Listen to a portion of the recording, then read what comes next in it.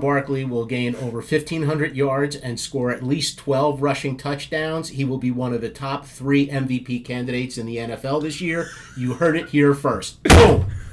Okay. Hello, sports fans. My name is Rich Hartman. I'm here with my son, Matt, and we are just sports fans loving the debate about sports. We love sports. I've been talking sports with my brothers and my dad since I've been able to. All my brothers and even my sister have been playing sports for our entire lives, and now we're getting to the age where we can have serious debates and fun predictions about it. And it's about time we allowed everybody else to hear our funny yet intelligent and good conversations about sports, particularly New York sports. We're big Giants, Yankees, Knicks, Rangers fans. Not in that order. It depends on the time of year and stuff like that. But day of the week, time of day. Yeah.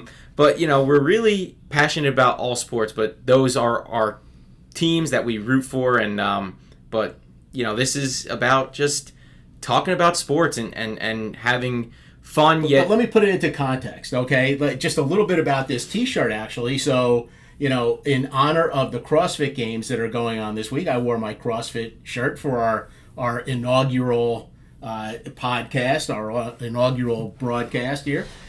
So the point is we're gonna talk about and debate all sports from professional football all the way through UFC, which I can't stand, but you guys love. I can't stand it either, but there are people out there that love it. So if people love it, I'm down to talk about it. And everything in between, including CrossFit and the Olympics and women's soccer and all of those things that make us really passionate about sports. And it just doesn't have to be the Giants, the Yankees, the Knicks, or the Rangers, although we are, as you can see back here, Michael Strahan, New York Giants.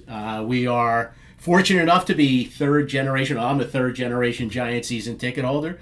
Matt and his brothers are fourth generation, and the fifth generation is well on the way. We have an 18-month-old and a 2-month-old. You'll be meeting them along the way. You'll be meeting their parents along the way.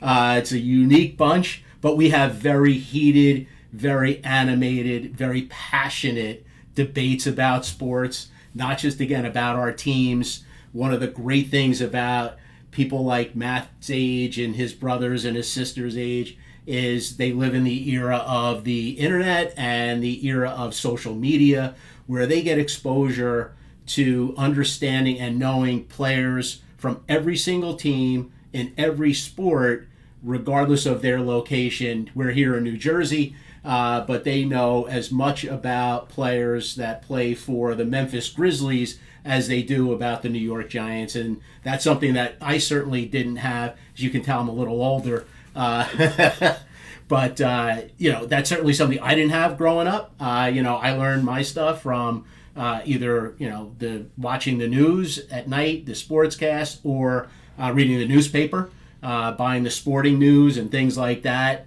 Sports Illustrated.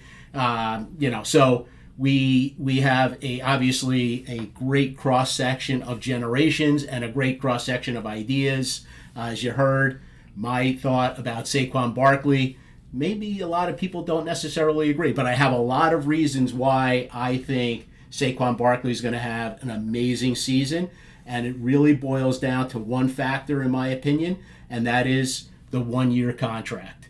I am a huge believer in football players, professional NFL players, getting as much money as they can possibly get whenever they can get it. Those individuals, I never played football. As you can probably see, I'm not a big guy. I would never be considered or mistaken for a football player, that's for sure. But I call it with my eyes. I call it with the way I see it. And to me, professional football players put their lives on the line every single play. And to me, they deserve as much money as they can get whenever they can get it. Especially a position like a running back that has become so devalued in the league. And but I think Saquon's a special player. I've said Saquon is to running backs like Travis Kelce is to tight ends. Again, I know that makes people cringe. I really don't care. But that's one of the great things that we debate. But I will tell you that, in my personal opinion, if every sport and every team only had 1-year contracts, the quality of play would improve exponentially. That's my personal opinion. I know that's impossible in this era of free agency. And however, the business side right. of it would fail. That's the free agency is all part of the business side. But 1-year contracts would do wonders for the quality of the game because everybody's fighting for a contract for the next year. Right. Obviously, it can't happen in a free agency system, but just take free agency out of the equation. Just think about the quality of the game if every player was fighting for a new contract every year. Right, and the way that I think about that is, look at Le'Veon Bell. In 2019, he was franchise tagged, and then he ran for 1,900 yards and led the Steelers in touchdowns. And then they decided to franchise tag him again. And at that point, when you have a career year like that and you lead your team in touchdowns, you don't want a 1-year contract. You want to make your money. You want, as a professional football player especially, guys who take a beating every single day. It's like getting in a car accident every single play. They want to have financial security for the rest of their lives and for their families' lives. And so obviously he ended up signing a big contract with the Jets for a lot of years and a lot of money, and I think that was definitely the right move for him. Obviously it didn't pan out for his career, but for a player of that caliber, for a guy who is that special and who was arguably, like you said about Saquon Barkley, what your prediction this year about being a top 3 MVP candidate, he was definitely at that time the best running back in the league and maybe even the best player in the league. But speaking of Saquon... Well, could I just interrupt for 1 second? Yeah. When did Le'Veon Bell play for the Jets? I didn't even know he played for the Jets. It was after... I'm just kidding. New York Jets fans. I'm sure you want to forget that Le'Veon Bell played for the Jets too. Just like... That was so unmemorable, it was ridiculous. Right. But again, I have a tough time making statements about the quality of a professional athlete because I'm the farthest thing from a professional athlete. So nevertheless, as a sports fan, that's part of the passion, right? That's part of the things that we love to do, and that is look at our sports heroes, the athletes that we worship, and make outrageous statements about their play on a day in, day out basis. I mean, Domingo Herman is a perfect example, right? That guy throws a perfect game, and then 2 months later he's in alcohol rehab. Yeah. I mean, he probably threw that perfect game and he was totally shit-faced. That would be a pretty awesome story, though. That would be one story. But speaking of Saquon Barkley, if you are not aware of Saquon, the Giants at the end of the season they signed their quarterback Daniel Jones to a big contract, and you can only franchise tag one player, and they decided to place the franchise tag on their running back Saquon Barkley, and they had up until July 17th to get a max or a multi-year contract done. Unfortunately, they could not come to an agreement on years and money, and he talked about potentially holding out. And Saquon's not that guy. He doesn't want to hold out. He wants to be around his players and his teammates and his coaches, and him and general manager Joe Schoen were able to come together and get Shane Schoen. I apologize. But they were able to come together and get a deal done, and it's awesome for the Giants that he's back. He's a huge part of that offense. But, speaking of, you talked about the running back position being undervalued and how contracts for running backs have changed over the years, even from like 2018 to now. And you think about guys like, Adrian Peterson, who had 7 to 9 really solid years with the Minnesota Vikings, and a guy like LaDainian Tomlinson, who had 8 really good years with the Chargers. You mean the other LT? Yes, the other LT. And even a guy like Clinton Portis, who we saw destroy our Giants for a few years. He had 6 to 7 good years with the Washington Redskins, now Commanders. But you don't really see... Can you say Redskins? I think you can. But you don't really see guys in the NFL, running backs in particular, really play for a team for more than 5 years. And that's why this contract for Saquon Barkley and the Giants is so good. 1 year, $13 million. He had a great year last year, but now he gets to prove it again. And if he proves it again, and he comes out and he does what you said he's going to do, 1,500 yards and lead the team in touchdowns or 12-plus touchdowns or whatever it was, then you could say, you know what, you've earned it. Well, I say Isaiah Hodgins will lead the team in touchdowns. There's no doubt in my mind. That guy, he's going to be an all-pro. Yes. Not all-pro. He'll be a Pro Bowler. Oh, for sure. Absolutely. I completely agree. Breakout wide receiver. You look at, look at all the tools he has. He's tall, great hands, knows how to run a route. Oh, yeah, this guy's great. But if you look at, if Saquon does what you think he's going to do, he absolutely deserves, a contract like Le'Veon Bell and deserves the extension. But, I was thinking about that Saquon contract, and I'm glad that the Giants didn't settle. Because if you look at the 2020 season, when Saquon tore his ACL in a game against Chicago, which they should have won, which is obviously not relevant now, Wayne Gallman stepped in, and he had 682 rushing yards, which was better than Saquon in 2021. He averaged about 4.6 yards per carry, which is more than Saquon every single season except for his rookie year. And he scored 6 TDs, which is more than Saquon in every single year except for his rookie year and last year. You know what? I gotta be honest with you, Matthew. I live in a data world. I'm in a data-driven industry in my professional life. And I understand how important data and data analytics is in our daily lives, both personal and professional. But I just think we've gone so far to the other side with relying on data and using data solely to make decisions, again, whether it's in business or in sports or in our personal lives, that, I think there's, especially in sports, there's a feel to it and there's an intuition. And I think the Yankees are a perfect example of this over-reliance on analytics and sabermetrics. I mean, look at the team there they have. It's one of the most dysfunctional, poorly organized, poorly constructed sports teams I've seen in my life, especially over the last 35 years that the Yankees have enjoyed, unprecedented success. So, I think that there's a balance, right? And I think that general managers and coaches on a professional level would never have reached that level of success in their professional lives without having a feel and an intuition about the game as a whole and about the game on a day in, day out basis, and relying exclusively on data and analyzing that data to make game by game decisions. I think is extremely short-sighted. We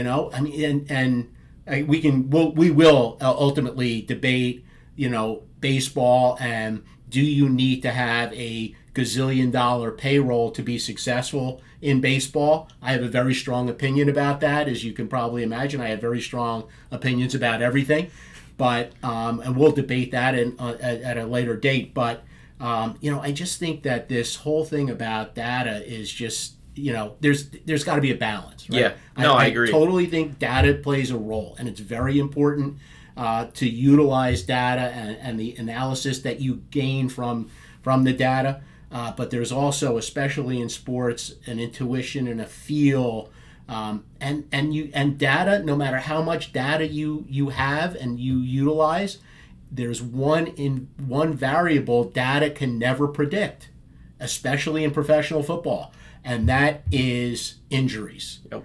I've always said, anybody that's willing to listen, the team that wins the Super Bowl is not necessarily the best team in the NFL, but it is the healthiest team in the NFL. Yeah. You heard that here first as well. Remember, the team that wins the Super Bowl is not the best team in the NFL, it's the healthiest team. The football, more than any other sport, is a game of attrition, and the healthiest team generally stands tallest at the end. Yeah, no, I completely agree with you, and I think that there is a feel, and I wanted to bring up the numbers, but now I want to talk about that feel. And that feel with when Saquon is on the field, it changes games. And you can see it because teams game plan around Saquon Barkley, which is why Daniel Jones was able to do what he was able to do while not only throwing the ball, but with his legs. When you game plan around a star, a guy like Saquon Barkley, you have to put a lot of your eggs in one basket. And with they're not big name stars the Giants have, but with a young QB like Daniel Jones and his ability to run and move around the pocket and his arm, he's shown that he's able to protect the ball better, and he's shown he's improved arm strength.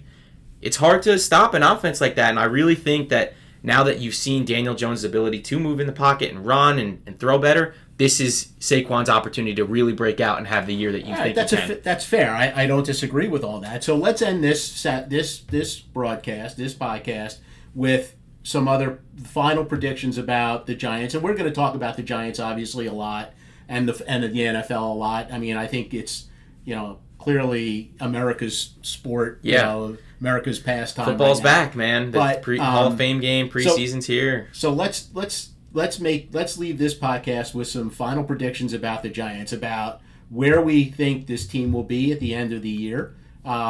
They have, in my opinion, one of the most unbelievably ridiculous schedules I've ever seen in my life. Oh, yeah. Where they have like 3 road games in a row. They play in the first 3 weeks, they have a Sunday night game in week 1, and then week 3, they have a Monday night game. I think 3 out of the first 5 games are primetime games. Yeah. 2 of which, I believe, if I'm not mistaken, are back-to-back West Coast games. Then they come home, play a home game.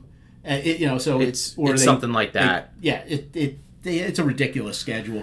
So with all that, and they play the AFC East in addition to the NFC East, which is always, no matter how good or bad the teams in the NFC East are, those games are always a dogfight. Yep. Right? They beat the crap out of each other. Yep. They hate each other. They want to beat each other. Yeah. So those games are always tough, intense battles. Yeah, and they're fun to watch too. They're fun to watch. I mean, you have to be an NFC East fan to enjoy them. Right. I remember I went to FedEx Field one year. The Giants and the Redskins. Sorry if I offend anyone with that, but they were battling it out for first place, and the game ended in a 7-7 tie.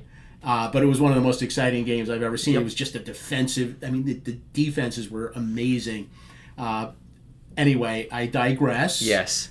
We were on our final predictions for our early predictions for the Giants, and I'm excited. Let me interrupt. I'm excited to get these predictions out because I can't wait to listen to this now and then at the end of the season to see where they're at and how right or wrong we are based on our predictions. But sorry for interrupting, but I'm excited to see. I think the Giants can win at least 10 games this year. I'm very excited. And listen, I am the most pessimistic New York sports fan you will ever hear. And you'll hear it come out. I never make positive predictions about my teams, especially the Giants and the Yankees. Yeah, especially hard too. Recent years, and I'm just I love the Knicks, but I always talk bad about the Knicks. They've just been such a disappointment over the last 20 years. Anyway, for me to say the Giants can win at least 10 games this year, that is a huge statement for me because I am again the most pessimistic New York sports fan that you will meet. But I think they can win at least 10 games. I love the way Shane and Dable are putting this team together. I really think, and this is all obviously barring major injuries. But I love the defense. I love what they're doing on the defense. Yep, I have a defensive prediction. I think they're building a core of really young, good young players that love to play the game, that are passionate about playing the game. And they're aggressive. They work their ass off. And I think the offense, I think Jones. Hey, look, I think the Giants can. And here's another one. I think the Giants can win a Super Bowl with Daniel Jones. I really do. I agree. But they obviously, like Eli Manning, they have to surround him with the right players, especially on the defense and on the outside, on the wide receivers. But they're getting there. I think I really do. I think they can. 10 games is a tall order, but you know what? We're talking about outrageous takes. I'm going to raise you one. I'm going to say the Giants go 11-6 this year. They are definitely, if not first, second place in the NFC East. They're definitely better than the Commanders. They're better than the Cowboys. The Eagles are a tough beat. Obviously, Super Bowl runner-ups last year. They have a great team over there. But I'm going to make not only are they going to win 11 games, they're going to lead the NFL again in blitz rate, but also in total sacks this year. They're going to lead the NFL in sacks, and Wink Martindale is going to blitz the crap out of teams. That young defensive line, like you're talking about, they're hungry, they're aggressive, and I think Dexter Lawrence and Kayvon Thibodeau have another breakout year, and those two guys help that defensive line lead the NFL in sacks this season. Love it. Love that prediction. Well, let's see what happens. Yeah. But, let's leave it at that. I think the first game of the year, that Sunday nighter against the Cowboys, will be a true test. That's going to be the bellwether, right? If they can come out of that game, because they have just seen over the last how many years, they seem to me to be so psyched out by the Cowgirls, that they just don't play their game. Yep. And they just don't come out and play the kind of game that I think they can play, that they've played against other teams. I don't know what it is. Yeah. I don't know what it is. No, hopefully this team is different. Yeah, I agree with you. But as that game gets closer, I have my prediction for how that game is going to go. But we will save that one for hopefully a quick game day podcast. But this was we're driving to the stadium. As we're driving to the stadium. But this was awesome. I'm glad we got our predictions and our talking. And I know we both love Saquon Barkley, and we're just happy that he's back on the field, contract or not. No matter what what the numbers are, we're just glad he's back. He's awesome for the team. He's a good role model on and off the football field. And I've never been in a football locker room. I'm assuming he is. I don't know what a football locker room is like. However, right. What you read and what you hear, he certainly seems that way. But I will say, 1,500 yards, 12 rushing touchdowns, maybe a few more through the air, and a very exciting season for Mr. Barkley. Super, super excited that he's back. Yeah. All right, sports fans. Thanks for checking in with us. We look forward to seeing you next time. And it's been a lot of fun, Matt. Thank you so much for having me on. Yeah, let's go Big Blue.